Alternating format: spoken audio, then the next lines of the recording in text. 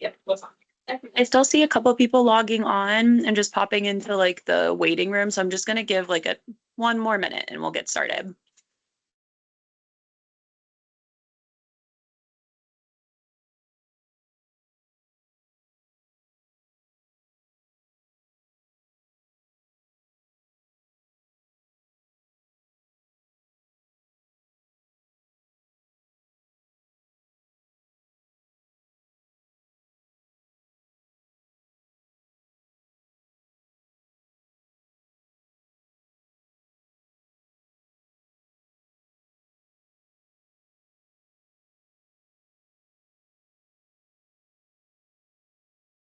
All right, everybody. I think that we've got most people that I saw were going to be attending on. If you guys are able, just as long as you're not driving, doing anything that you need to, pay attention to. Obviously, if you're driving, don't need to turn your cameras on, but just for attendance, active attendance, if you guys wouldn't mind just turning your cameras on and see all your beautiful faces.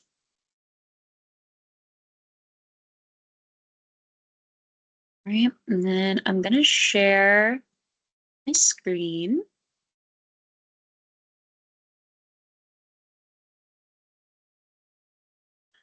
All right. Are you guys able to see fellowship med assessment? Beautiful. All right. Okay, so we're going to go over the med assessment and the questions. A couple of the questions we'll go through even rationales of like why some of the other answers are incorrect would not be a good choice, for the question that it's being asked. If you guys have any questions as I'm going through, the med assessment, just go ahead and stop me, pause me, throw a hand up, come off mute, and just let me know what your questions are. Okay, so first question, you're admitting a 32-weeker with maternal diagnosed choreo. With what medications would you anticipate the provider would order? So we're going to go with our broad spectrum antibiotics here, AMP and Gent, for any, suspected sepsis, or, we see that mom has the history of choreo. We're going to be hitting them with our broad spectrum antibiotics until we know what that culture comes back with. So AMP and Gent is your answer for number one. Your patient has ampicillin ordered at midnight. Where would you expect this medication to be located and how will it be prepared? So the correct answer here is, sorry, let me just admit.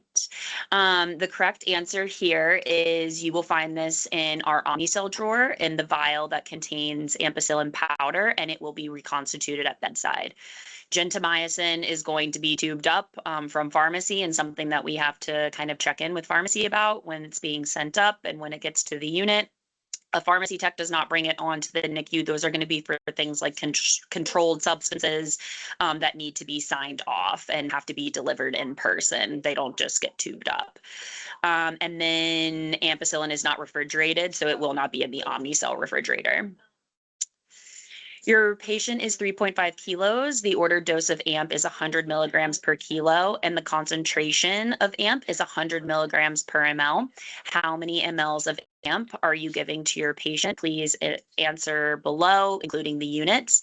If you put 3.5 mLs in any forum, ml wrote out milliliters, we have like a couple of different like options here, but as long as you put that 3.5 mLs, you got this question correct. Really any of the med calculations that if you got them wrong, it's probably due to rounding or just incorrect math, which we'll go over the other med calculations as we go through the test. But for answer 3, you would have had 3.5 mLs. How is gentamicin administered? So we are going to go with the admin and maintenance dose, 30 minutes on the pump. So for both admission and for maintenance doses following, it would be 30 minutes on the syringe pump. Oh, it's going to make me answer them. That's fine. Let's just go through here. Okay. Okay, so question 5, another med math. So you did need to use this information answering questions 5 through 10. So your intubated patient has IV fentanyl, 1 mic per kg every 2 hours PRN. Your patient is 2.3 kilos, and the final concentration of fentanyl is 5 mics per ml. So we asked you to do that med math here for question 5, and you should have gotten the calculation of 0.46 mLs. Again, we have a lot of different options there of actually writing ml, writing out milliliters, but as long as you got, that the basic math of 0.46, then you got that answer correct. Just making sure that you round to the hundredths place here. A lot of people got this incorrect just from incorrect rounding. So 0.46 mLs. You will administer a fentanyl bolus, or how will you administer a fentanyl bolus? So over 30 minutes on a syringe pump, that's just not going to give the desired effect. It's giving it over too long of a period of time. And we want to get that pain management in with also the how long it takes for fentanyl to take effect on the baby's system. So 30 minutes is too long. The baby needs pain management as soon as possible. Rapid push. There are only a few select meds that we ever rapid push in the NICU. Fentanyl is not one of them, and we'll talk about that in the next question. Slow IV push over 5 minutes, flushing 1 ml slowly at the same rate. So correct, you want to give it a slow IV push for your fentanyl bolus. And again, over 60 minutes, along with the over 30 minutes, way too long to get your desired effect. What is the possible side effects to monitor when administering fentanyl? So those are going to be, sorry, let me click these as I'm going through. The possible side effects to monitor for fentanyl is going to be respiratory depression, hypotension, and chest wall rigidity. Giving fentanyl too quickly, especially if you're doing a rapid push or a very fast push, you will see that chest wall rigidity. And we do not want that for our patient population, as well as these other side effects, but this is the very common one that you will see pushing it too quickly. Okay. You call your provider because your patient continues to fight against the ventilator and tries to grab the tube. The provider increases your PRN IV fentanyl dose, but also adds a PRN IV midazolam. What is midazolam or Versed used for? So for this question, we are going to choose A, or the first one. This is used to treat agitation, decrease anxiety by inducing sedation. It is not a narcotic, but a benzo. So the biggest thing we really just wanted you guys to take into account here is that the fentanyl is used for pain management. The Versed is really there as that to have that sedative effect. Okay. Okay, the dose of PRN IV midazolam is ordered for 0.1 milligrams per kilo, and the concentration is 1 milligram per ml. How much will you give and how will you administer it? So this is kind of a two-part question of doing the med math, of making sure that you are doing the med math correctly, as well as giving the medication over the appropriate period of time. So doing the med math with your information here above. So your patient weighing 2.3 kilos, and then our dose being 0.1 milligrams per kilo and the concentration of 1 milligram per ml, you will get the med math of 0.23 mLs, and you will want to give that slow over 5 minutes. This is correct med math for the second answer of 0.23 mLs, but you would not give rapid push of Versed. These two final answers here are incorrect med math of 2.3 mLs. Okay. Midazolam is incompatible with lipids. Your patient is currently running TPN and lipids through a single lumen PICC. Assuming additional lines are not able to be obtained, which is the following best method to administer this medication? The correct answer here is going to be clamp lipids, flush your extra port with 1 ml to clear the line. You'll give your midazolam, and then you'll flush 1 mLs to the infusion of the medication to, again, clear that line. And you'll clamp the extra port, and then you'll unclamp your lipid. So really just making sure that that line is completely clear when you're giving your Versed. clearing the line again of your Versed so that you can restart your lipids, because midazolam Versed is incompatible with the lipids that you have running. These other answers here you could, eliminate based off them just being inappropriate. Intralipids is a continuous infusion. You're able to give intermittent meds. This is incorrect because we have the incompatibility issue here. Call your provider to switch intralipids to SMOF-lipids. We would never do that.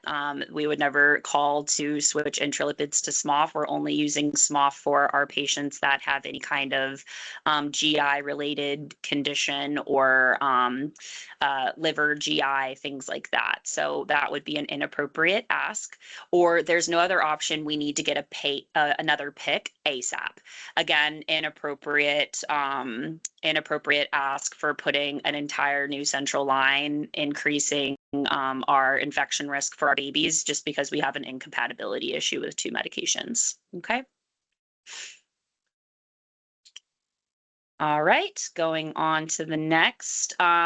So please use the following information, questions 11 through 15 for this information down here to answer the questions down here. You're admitting a patient with possible seizure activity from PACU. On admission, you note rhythmic movements of the arms and legs, tongue thrusting, and abnormal eye movements. You immediately inform the provider, and when examined, they decide to order a bolus of phenobarb. Your patient is 3.5 kilos. So what is the ordered loading dose of phenobarb? So looking this up on NeoFacts, you will quickly find that the correct loading dose of phenobarb is going to be 20 milligrams per kilo. Okay.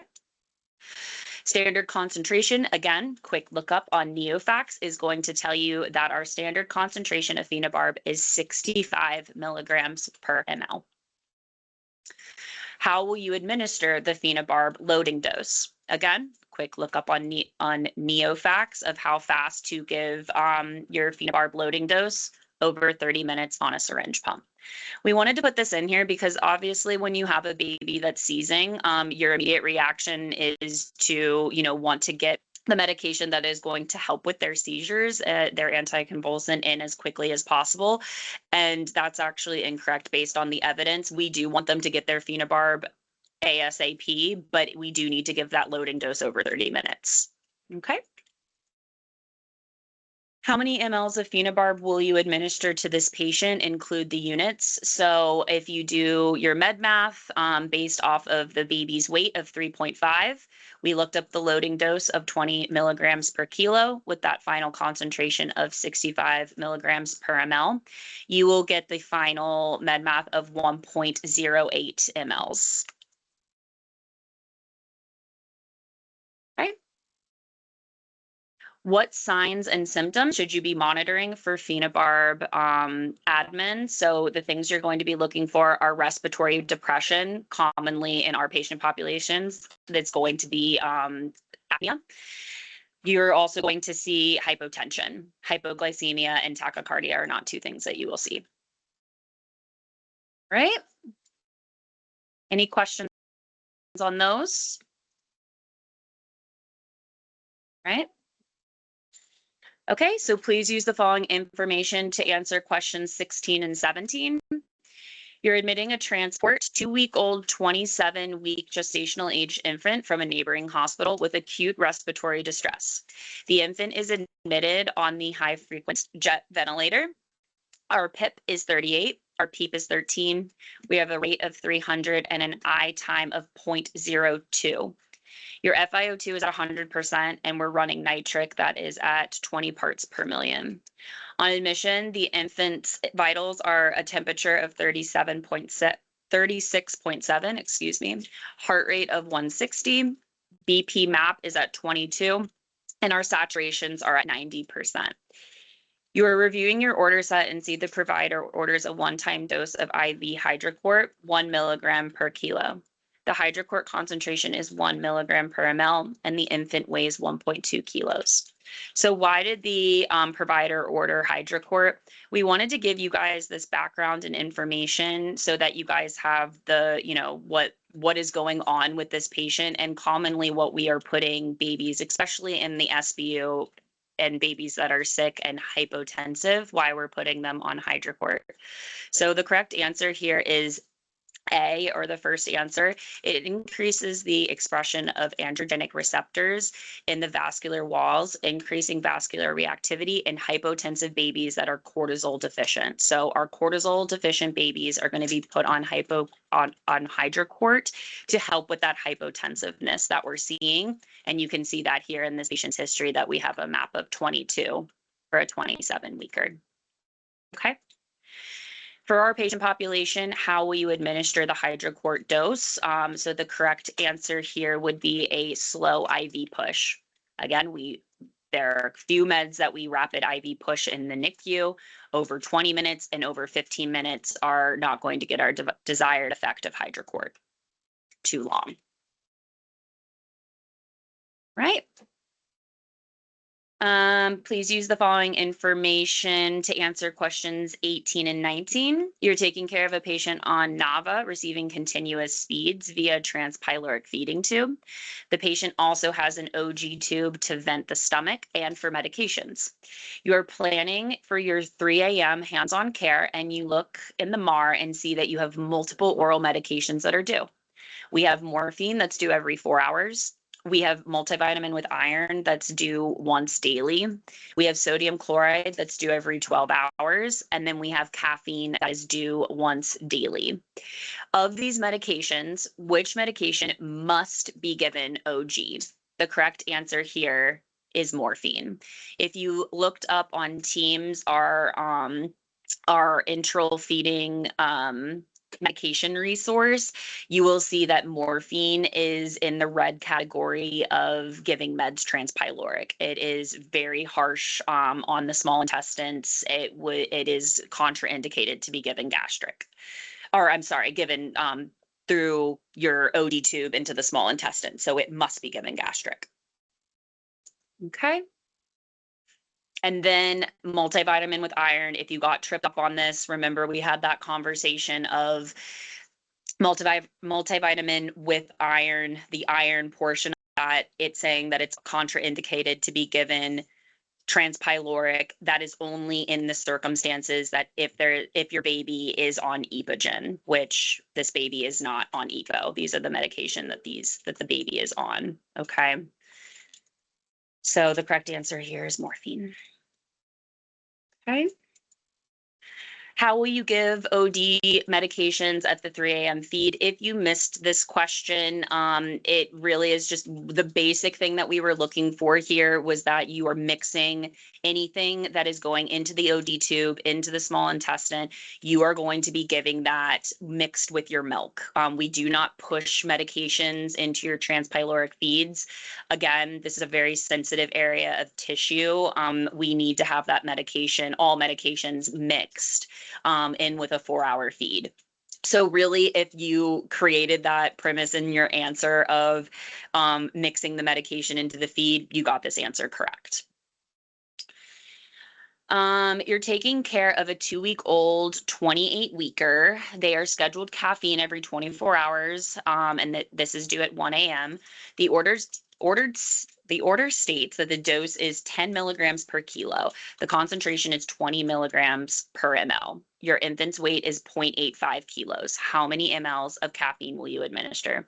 So using this information, you would do the med math of and getting the answer of 0.43. So 0.43 mLs.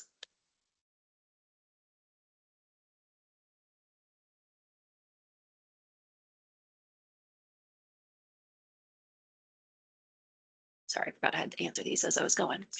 And then what is the mechanism of action of caffeine? If you did a quick lookup on Neofax and went to the mechanism of action, you would find the correct answer of it being a bronchial smooth muscle relaxant, a CNS stimulant, and a cardiac muscle stimulant and a diuretic. These other answers are incorrect. It stimulates the lungs to help the baby breathe easier. I know that that seems like a very close answer and something that maybe some people picked, but there is much more of an in-depth answer. And this is truly something we took straight off of NeoFacts and wanting you guys to know the in-depth knowledge of what it is doing to our baby's central nervous system, its bronchial smooth muscles, cardiac, what we're doing to our babies, and also and GUIs. So just making sure you guys have that knowledge there. Right? Please use the following information to answer questions 22 through 24. You're admitting a 33-week gestational age infant who weighs 2.5 kilos. The first blood glucose is 38. Your provider orders a D10 bolus. What is the dose that we would use for this infant? For all infants, 2 mLs per kilo. Our babies are too sweet. Doing the med math of a baby of 2.5 kilos, then you would get the final answer of 5 mLs. How will you administer this D10 bolus? So we would give this over a slow IV push of 1 to 5 minutes. 30 minutes, 60 minutes, going to be too long. We want that desired effect of getting our baby's blood glucose up, and rapid IV push, only certain medications in the NICU, and there are a few of them. Please use the information to answer questions 25 through 27. You're admitting a 40-weeker with maternal history of partial abruption. The infant weighs 4 kilos. On admission, the infant is pale with low BPs. You have taken, and it's taken multiple attempts for you to get access on this infant.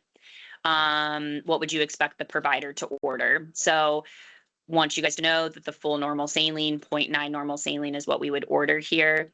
We do carry 0.45 normal saline in the NICU, but it is not for use of bolus hypotensive babies. We're using that full 0.9.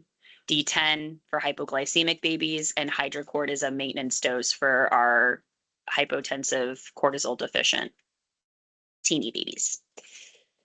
What is the ordered dose for the medication? That is listed above. So for our normal saline, we want them at the perfect 10 mLs per kilo.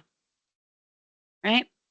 Doing the med math of a 2.5 kilo baby, 4 ml, 4 kilo baby, we are going to be giving a 40 milliliter bolus. Any questions on the med assessment and the questions that were asked?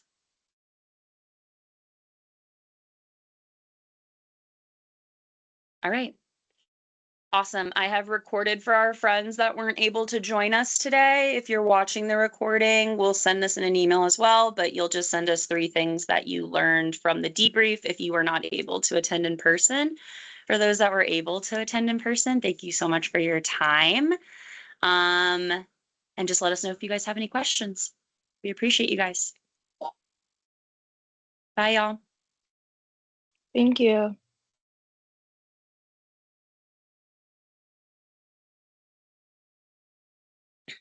Thank you. Yeah, of course. Thank you.